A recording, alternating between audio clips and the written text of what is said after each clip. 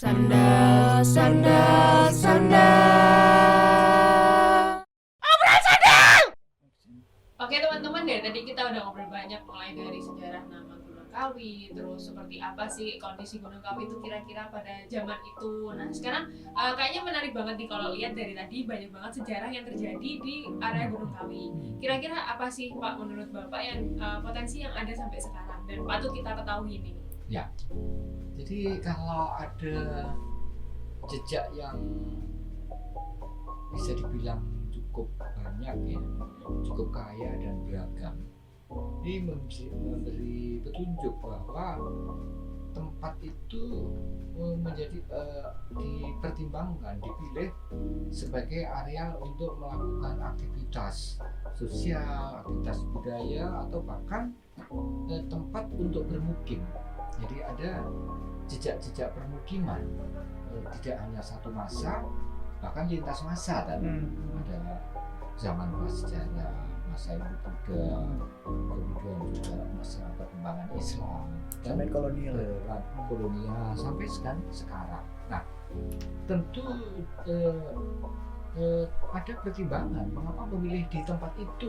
Padahal tempat itu kan tempat yang berada di ketinggian, kan? Ya, di ketinggian. Nah, pastilah ada potensi-potensi yang layak untuk diperhitungkan, dan tempat itu akhirnya juga dikalkulasi sebagai tempat untuk dipilih sebagai tempat bermukim. Nah, salah satu pertimbangan untuk memilihnya sebagai tempat bermukim, apa itu Balai Sari misalnya, itu adalah kecukupan air, ya. Karena kalau harus mengambil air tanah dan menggali, tentu keberadaan air tanah dalam ya, karena itu di tempat ketinggian. Karena itu memanfaatkan air permukaan, sehingga sumber air, genangan air gitu ya, sungai, ini adalah tempat-tempat di mana orang bisa mendapatkan air permukaan tanpa harus melakukan penggalian tanah secara vertikal gitu ya. Nah, tetapi juga pertimbangan yang lain, tempat ini adalah tempat yang subur gitu ya. Walaupun tinggi tapi air ada gitu, sehingga memungkinkan untuk pembudidayaan tanaman. Oleh karena itu sampai sekarang pun daerah Gunung Kawi itu juga merupakan areal agraris ya, baik dengan lahan yang masuk kategori lahan kering atau dry field, atau lahan basah wet field gitu ya, sehingga dimungkinkan lahan-lahan itu adalah lahan-lahan yang terairi dengan air irigasi. Nah, muasal kalau ada irigasi, muasal air yang dipasokkan ke area itu dari mana ya? Dari sumber air. Nah ini. Nah, Balai Sari sendiri merupakan satu area di mana sumber air tidak hanya satu ya. Ada banyak, ada banyak itu ya. Paling tidak bisa 5 sampai 8 sumber air lah di situ, sehingga airnya cukup ya. Balai Sari itu adalah tempat yang sejak dulu merupakan tempat pemukiman dan tempat untuk melakukan kegiatan budidaya tanaman, khususnya untuk budidaya tanaman jenis padi-padian. Sehingga kita bisa mengatakan bahwa Balai Sari itu merupakan desa agraris ya, desa agraris. Tapi spesifikasinya adalah bukan desa agraris yang berada di lembah, melainkan desa agraris yang berada di lereng ya. Karena sedikit ada perbedaan, terutama dalam kaitan dengan pengelolaan ya, karena beda geografisnya ya. Nah, selain data agraris itu kita dapati pada sawah, pada ladang, karena ada lahan kering juga ya. Untuk kalau sawah itu untuk penanaman padi, entah itu padi yang kemudian dijadikan beras untuk dijadikan nasi ya, atau ada juga warga yang membudidayakan padian ini adalah padi ketan gitu ya, walaupun tidak sebanyak padian untuk nasi ya gitu. Nah, jadi ada beragam tanaman yang bisa dibudidayakan karena tempat ini subur ya, air cukup, tanahnya juga subur. Mengapa subur? Karena Gunung Kawi itu kan punya riwayat sebagai gunung berapi ya, jadi subur. Di sebelah baratnya sedikit itu ada gunung api juga yang aktif. yaitu Semeru. Di sebelah timurnya ya, sebelah baratnya Kelut. Jadi diapit. Gunung api itu diapit oleh dua gunung api. Di timur ada Semeru, di barat ada Kelut. Nah, kami ada di tengah. Nah, itu ya. Jadi kalau pas ada letusan dari dua gunung ini kan ikut terpapar ya, oleh tidak oleh abu vulkaniknya, dan ini turut menyuburkan kawi. Nah, oleh karena itu kawi yang subur inilah yang juga menjadi pertimbangan bagi pemerintah VOC ya. Ini masih VOC ya, karena masih tahun 1700-an. Itu untuk menjadikan area kawi itu sebagai area perkebunan. Ya.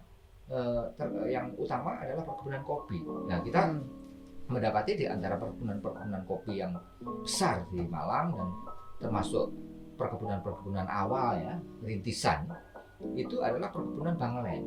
Ya, Bangelen gitu. Dan Bangelen masih aktif sih. Sampai sekarang pabriknya masih gitu ya. Jadi ini kan PTP ya sekarang ya. Pabriknya juga masih aktif, masih produksi gitu ya.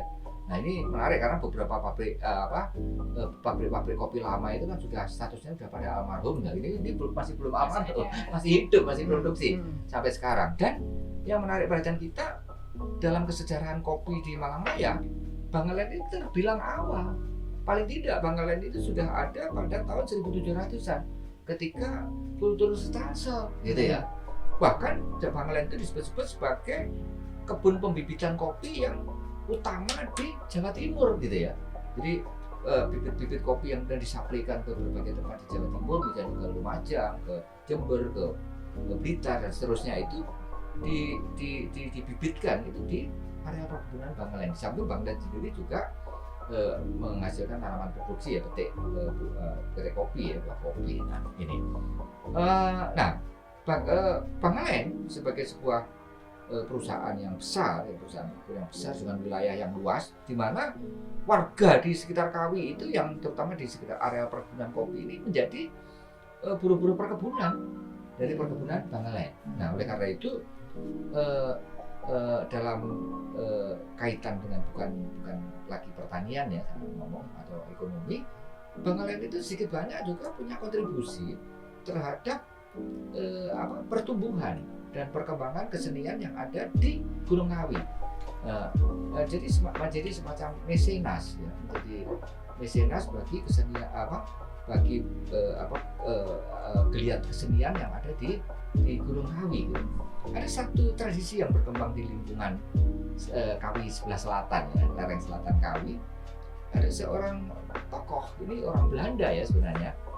Dia adalah orang penting di perkebunan Bangelen yang memiliki sebutan Tuan Potro. Nah, Tuan Potro loh. Kenapa orang bule ini disebut-sebut dengan nama Potro?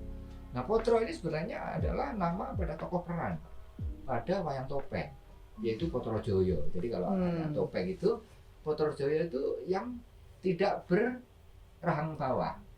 Jadi terbuka mulutnya, sehingga Potro itu bisa ngomong. Dan ini adalah tokoh komis ya, tokoh Banyol gitu. Nah, Tuan Potro orang Belanda ini memerankan tokoh Potro ini. Nah, dia adalah orang Belanda yang punya minat ya.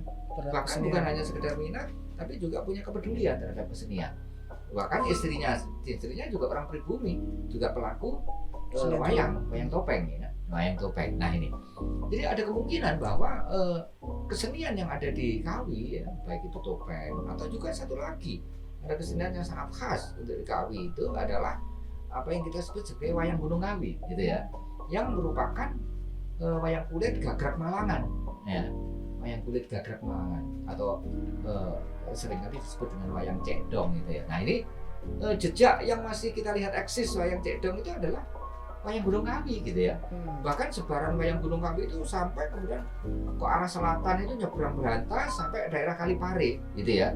Daerah Kalipari ada dalam wayang cekdong yang sangat terkenal di daerah Kalipari itu dengan gaya pedalangannya itu adalah gaya Gunung Kawian gitu ya. Cekdong Gunung Kawian. Nah, kalau kita lihat di keseharian Gunung Kawi, saat-saat tertentu kita melihat ada pertunjukan wayang kulit di situ ya, wayang kulit tanpa penonton, tapi ya dalangnya dalang aja gitu ya. Nah, gitu.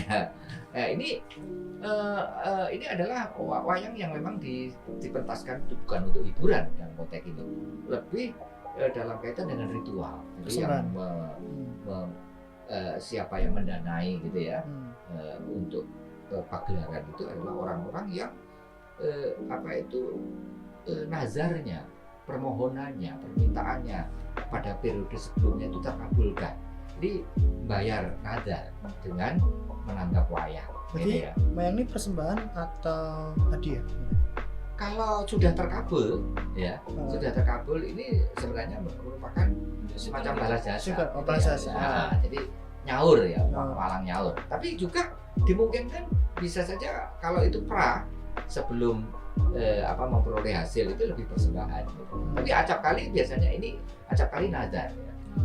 Beda dengan yang menyembelih kambing. Nah ini memang ini sebagai sacrifice ya, pengorbanan ya.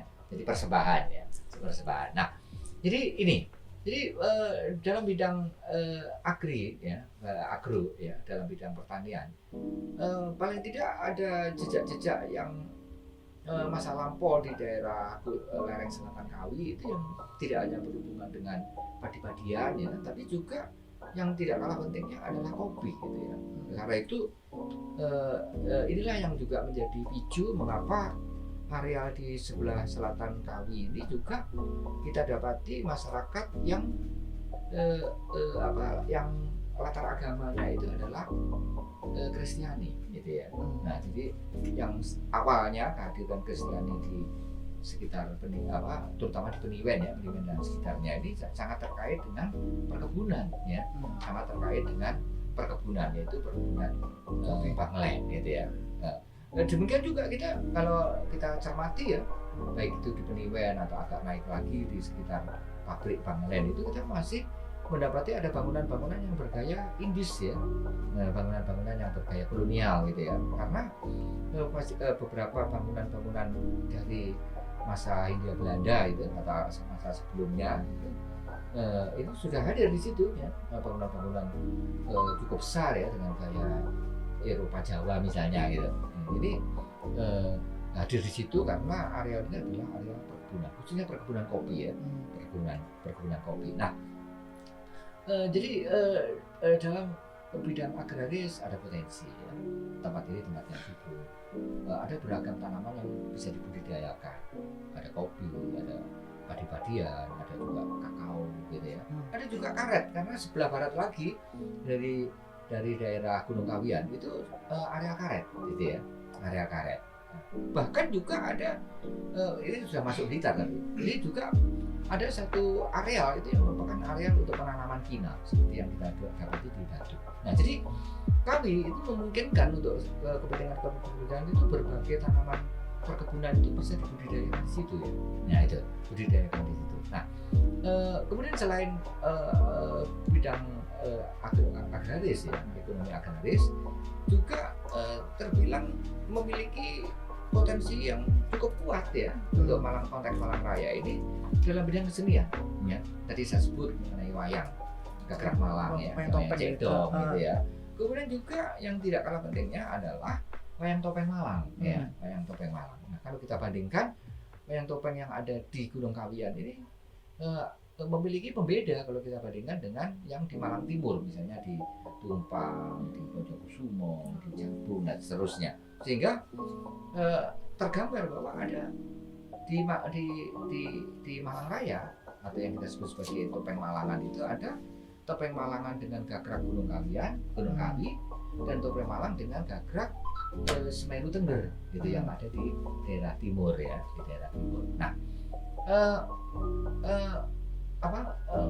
di daerah ini sampai sekarang ya, di daerah Gunung Kawi sampai sekarang topeng Gunung Kawian masih kita dapati jejaknya, walaupun pada masa lampau jumlah sanggar-sanggar ini jauh lebih banyak dari sekarang ya. Beberapa sudah belum tikar gitu ya, atau ada, kalaupun masih ada itu tinggal sudah mulai lemah ya, jadi sudah tidak sekuat di masa lalu ya, di masa lalu. Nah, ini beberapa hal yang saya sebut sebagai potensi ya, potensi dari area ini. Jadi ini adalah tempat yang potensial sehingga layak untuk dipilih, tempat layak untuk didatangi dan dimukimi ya, dimukimi. Oleh karena itu wajar jika eh, warga yang tinggal di sana tidak hanya menganut satu agama, tapi ada juga tergambar menganut beberapa agama ya. Ada yang pasti ada Islam ya, yang dominan ya, entah itu Islam yang abangan atau Islam yang Budian, karena areal ini merupakan area yang kita sebut sebagai area Mataraman ya. Jadi kalau itu Jawa pada subkultur yang kita sebut sebagai Mataraman ya, subkultur Mataraman. Nah, mereka ada yang kalau penganut Islam, ada Islam yang Budian, tapi tidak sedikit yang Islamnya abangan, dan bahkan ada sebutan yang agak lebih khusus ya untuk penganut Islam abangan di Gunung Kawi itu sebagai penganut apa yang disebut dengan Abuge gitu ya. Ya, jadi Abuge, kata Buge sebenarnya akronim dari dua nama ya, nama hari yang 5 dan hari yang 7 ya. Jadi ada Saptawara dan Pancawara. Yang Pancawaranya kelipatan 5 itu adalah G, itu Wage gitu ya. Wagai dan Wage, dan yang Saptawaranya yang kelipatan 7 itu adalah Rebo. Nah, jadi ini adalah sebutan bagi para para penganut agama Islam tapi pada kategori apa yang disebut dengan Islam abangan gitu ya. Dan di area Kawi ini masih cukup subur karena itu beberapa ritual-ritual adat yang berbasis pada perhitungan-perhitungan Jawa, misalnya suran ya, suruhan, itu juga merupakan momen-momen waktu yang bagi area masyarakat di sekitar Gunung Kawi menjadi waktu-waktu yang penting, karena itu pada saat-saat semacam ini suro misalnya di area sekitar Kawi juga banyak kegiatan-kegiatan ritual ya, kegiatan-kegiatan budaya dan berkhusus lagi kegiatan ritual yang dilakukan, dan kalau kita lihat warna budayanya ini lebih mengarah pada budaya Islam yang abangan. Nah, kemudian juga kita dapati adanya dengan demikian kita dapati adanya keragaman ya. Jadi secara kultur juga ragam, secara fisik alamiah ragam gitu ya. Tapi secara sosial juga ragam, karena di area Kawi itu selain dominan ada orang-orang Jawa yang kita sebut sebagai Jawa Mataraman, ada juga kantong-kantong pedalungan ya, pedalungan. Iya, karena Belanda juga mengundang hadir ya orang-orang yang yang berasal dari Madura yang sudah mau merantau dan menjadi buruh perkebunan pada waktu itu ya. Nah, oleh karena itu dalam wayang topeng Gunung Kawian itu muncul tokoh Baladewan gitu ya. Nah, Baladewa ini adalah satu tokoh yang dalam seni pertunjukan Jawa Timuran ini merupakan tokoh yang sangat penting pada seni pertunjukan Madura gitu ya. Nah, itu orang Madura itu kan seringkali diidentikan itu dengan tokoh dalam pewayangan itu Baladewa gitu ya. Karena itu bacaknya orang Madura itu sebutannya Nenggala gitu. Nenggala itu kan senjatanya Baladewa gitu ya. Nah ini yang menarik justru kalau di daerah di kantong-kantong topeng yang lain di Malang itu yang salah satu adegan tari ya, terutama itu tokoh yang memainkan tari itu yang dikenal dengan sebutan Papang itu, justru di Gunung Kawian itu Bapang itu acap kali diganti dengan Baladewan. Nah ini, kenapa muncul Baladewan di situ? Apakah ini dibawa oleh orang-orang migran Madura? Nah gitu ya, Madura perantauan yang kita sebut sebagai Madura Pendalungan. Nah ini saya kira ini hal yang menarik ya, dan sekaligus juga memberikan gambaran kepada kita tentang adanya titik tuju dari para migran itu ke area Kawi, karena area ini dianggap memiliki potensi. Nah, dengan demikian ke depan saya kira yang perlu kita pikirkan adalah bagaimana potensi-potensi yang ada itu diberdayakan gitu ya. Artinya kalau kita lihat kalau kita mau masak itu menunya bisa saja dari bahan yang ada itu dimasak dalam berbagai macam menu gitu ya. Jadi kita cukup ya. Jadi daerah ini adalah daerah yang punya kekayaan ya. Jadi kaya, tapi juga tidak hanya sekedar kaya, tapi juga kaya dan beragam. Sehingga dengan kekayaannya, dengan keragamannya ini memungkinkan untuk adanya satu upaya-upaya kreatif ya yang bisa menghasilkan produk-produk olahan, yang produk-produk produk-produk yang memberikan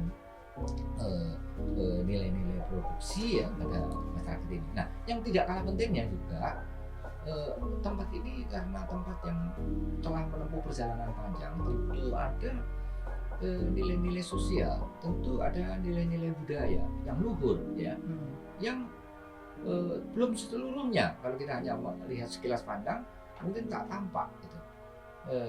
Atau kalaupun ada itu jumlahnya jika kemudian kita tambah dengan yang kita gali di bawah permukaan itu akan lebih kaya lagi. Oleh karena itu saya kira areal ini mengingat memiliki perjalanan yang panjang gitu ya, lintas masa, tentu memiliki kekayaan juga dalam hal nilai, baik nilai sosial, nilai budaya, atau paling tidak juga nilai kearifan ekologis. Ya itu ini juga penting ya, bagaimana mereka itu adalah menjalani kehidupan secara arif ekologis ya. Jadi ada arif sosial, ada arif kultural, tapi juga ada arif ekologis ya. Jadi mereka bisa mengelola sumber daya alam yang ada di sekitarnya itu memberikan nilai produksi, tapi juga tidak mendestruksikan, tidak merusak. Saya kira begitu. Berarti kita memilih Balai Sari sebagai salah satu tempat untuk program Dewa Dewi Ramadanya ini tepat ya Pak ya, karena kalau saya menyebutnya ini adalah pilihan yang beralasan. Ada alasan untuk dipilih. Iya. Oke, pilihan yang beralasan karena itu tadi dari sejarahnya udah juga panjang, terus dari potensi alamnya, terus potensi budayanya, bahkan keragamannya semua lengkap ada di Balai Sari. Oke, jadi kayaknya ini kita udah ngobrol panjang banget ya Pak ya, udah banyak banget. Sebelum berakhir, kira-kira teman-teman kalau misalnya mau datang ke Balai Sari silahkan, dijamin nggak bakal bosan. Selain ada wisata kulturalnya, sumber air sana banyak dan seger. Iya, view-nya juga bagus. Nah, bagi teman-teman yang punya pertanyaan ya, itu nanti kalian bisa isi di komen di bawah ini. Nanti insya Allah admin bakal jawab ya, kan adminnya juga kuliah nih ya. Nanti adminnya akan menghubungkan ke Pak Dwi ya. Oke, iya. Kita tetap bisa sharing-sharing, tetap bisa berbagi. Barangkali teman-teman juga ada informasi menarik yang kita belum tahu, ataupun ada beberapa hal yang ingin ditanyakan, kita bisa sharing-sharing. Jadi kita bisa terus mengembangkan desa yang satu ini, Desa Balai Sari. Oke. Jadi kayaknya untuk sesi ini segitu dulu ya. Kita udah ngobrol banyak dan panjang Udah banget. lengkap. Dan sepertinya udah lengkap nih sebenarnya dari awal sampai sekarang. Sudah Udah benar-benar banyak. Ini masih ngomong Kawi ya, belum ngomong Jawa Timur ya. Bisa bayangin kayanya Jawa Timur dan kayanya Indonesia. Oke. Terima kasih teman-teman atas perhatiannya udah ngikutin kita dari awal sampai akhir. Semoga apa yang kita bicarakan hari ini bisa bermanfaat untuk kita dan orang-orang sekitar kita. Dan sampai jumpa lagi. Jangan lupa, dari desa kita berdaya.